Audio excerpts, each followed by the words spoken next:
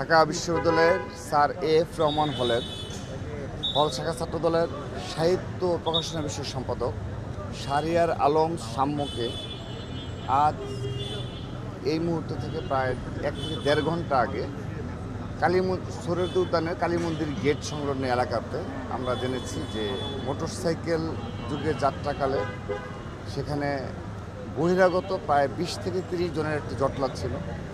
সেখানে সামান্য একটু আঘাত পায়ে লাগার কারণে তারা উগ্র আচরণ করে এবং কথা কাটাকাটির এক পর্যায়ে উপর্যুপরি হামলা চালায়। এই 20-25 জন মিলে সাম্যসহ ওর সাথে আরও 2 জন ছিল ঢাকা বিশ্ববিদ্যালয়ের স্টুডেন্ট। তো 3 জন বাইকে ছিল থেকে আমরা ওদের উপর ওই বহিরাগত প্রায় 25 থেকে 30 জন আমরা এখন কথা জেনেছি তারা উপর্যুপরি হামলা চালায়। তারা মাথায় আঘাত করে এবং ছুরিকে আঘাত করে।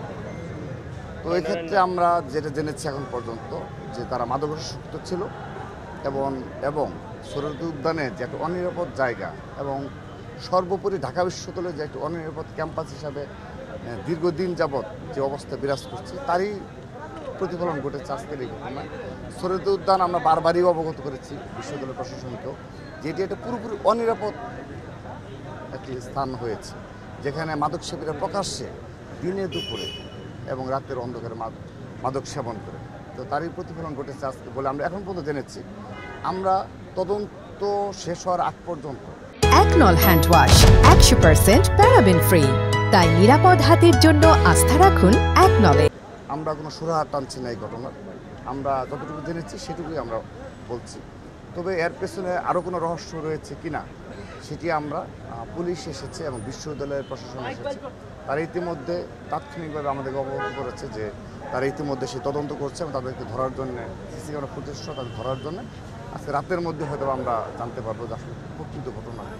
কিন্তু মূল যে বিষয়টা সেটি হলো ঢাকা বিশ্ববিদ্যালয় একটি অনিরাপদ ক্যাম্পাস যে হয়েছে। আপনি চারপাশ যদি লক্ষ্য করে দেখেন, আপনি ঢাকা বিশ্ববিদ্যালয়ের শিক্ষা ভবন থেকে আপনি যদি সুফিয়া কামাল হল বলেন, এই স্পটটা আপনি দেখবেন কী ধরনের মাদক সেবীর অবস্থান গ্রহণ করছে।